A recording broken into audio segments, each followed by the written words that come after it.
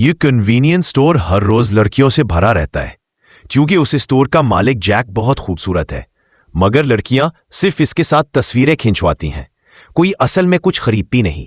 इसी वजह से दुकान में बहुत से प्रोडक्ट्स की मियाद खत्म हो गई और सेल भी बहुत कम हो गई।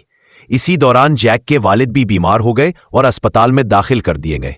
पहले दोनों मिलकर आहिस्ता आहिस्ता दुकान संभालते थे, मगर अब सारा स्टोर जैक अकेला चलाता है। वो 3 दिन से मुसलसल काम कर रहा था, मगर फिर एक ग्रुप लड़कियों का आता है तस्वीरें लेने और जैक को बेबसी में दुकान खुली रखनी पड़ती है। जब सब चली जाती है तो वो मजीद बर्दाश्त नहीं कर पाता और सोचता है कि अब उसे पार्ट टाइम वर्कर रखना ही पड़ेगा। जॉब लिस्टिंग लगाने के बाद वो दुकान के दरवाजे के पास मेज पर लेट जाता है और सो जाता है।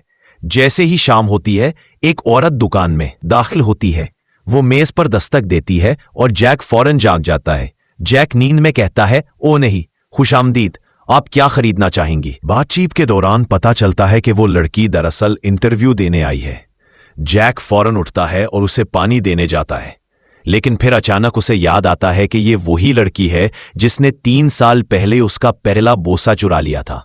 लूसी उसके पीछे खड़ी होती है। लूसी अपने बैग से पानी का कप निकालती है और कहती है, और लगता है कि लूसी उसे पहचान नहीं रही। तो वो सोचता है, मैं बहाना बनाकर उसे रिजेक्ट कर दूंगा। फिर लूसी उसकी थकी हुई हालत देखती है और उसे फूलों वाली चाय देती है। जैक में पीने की हिम्मत नहीं होती, कहीं उसने उसमें कुछ मिला ना दिया हो। लूसी उसका शक समझ जाती है और कप लेकर खुद ही पीती है। फिर हंसकर कहती है, देखो ये महफूज है। फिर जैक वो फूलों वाली चाय पी लेता है, मगर जैसे ही कप खाली होता है वो फिर मेज पर सो जाता है। वो 40 घंटे से काम कर रहा था। जब वो जागता है तो देखता है कि कोई उसके पास बैठा नूडल्स खा रहा है।